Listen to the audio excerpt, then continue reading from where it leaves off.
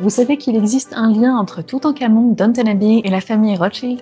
Le château de Downton Abbey existe réellement et s'appelle le château de Highclere. Il est habité depuis le XVIIe siècle par la famille Carnarvon. En 1895, George Herbert, futur 5e comte de Carnarvon, épouse Almina Wombwell, héritière d'une fortune colossale. Almina était la fille illégitime du célèbre banquier, le baron Alfred de Rothschild.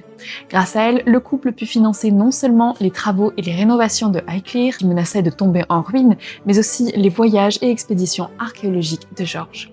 Sans cette fortune, le château aurait probablement été vendu à quelqu'un qui avait les moyens de le restaurer, ou perdu pour l'histoire, en ruine comme beaucoup de magnifiques bâtisses qui nécessitent beaucoup trop de travaux. George Herbert développa très tôt une passion pour l'Égypte ancienne. Avec sa femme Amina, il voyageait régulièrement, souvent en Égypte, pour profiter du climat sec et ensoleillé excellent pour la santé, selon les standards de l'époque. Mais aussi parce que l'Égypte était devenue une destination à la mode pour les riches anglais curieux d'histoire et d'aventure.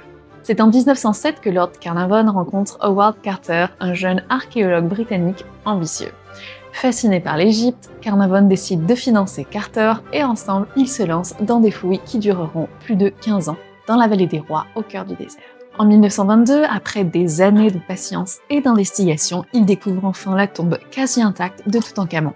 La découverte est phénoménale, mais il faut savoir que les méthodes archéologiques de l'époque étaient très différentes des standards d'aujourd'hui. Certains objets ont donc été endommagés et des indices cruciaux sur la tombe et ses rites ont irrémédiablement été perdus. Malgré cela, la découverte fait le tour du monde et propulse Lord Carnarvon et Howard Carter au rang de célébrités internationales. Malheureusement, Lord Carnarvon meurt quelques mois plus tard d'une pneumonie donnant naissance à la légende de la fameuse malédiction du pharaon.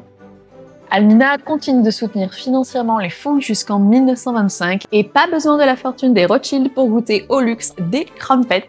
Tout chaud et tout moelleux, rendez-vous sur mon site joliejoanie.fr et faites-vous livrer de délicieux crumpets hyper fluffy, merveilleux en sucré comme en salé. À bientôt pour un nouveau Tea Time avec Joanie.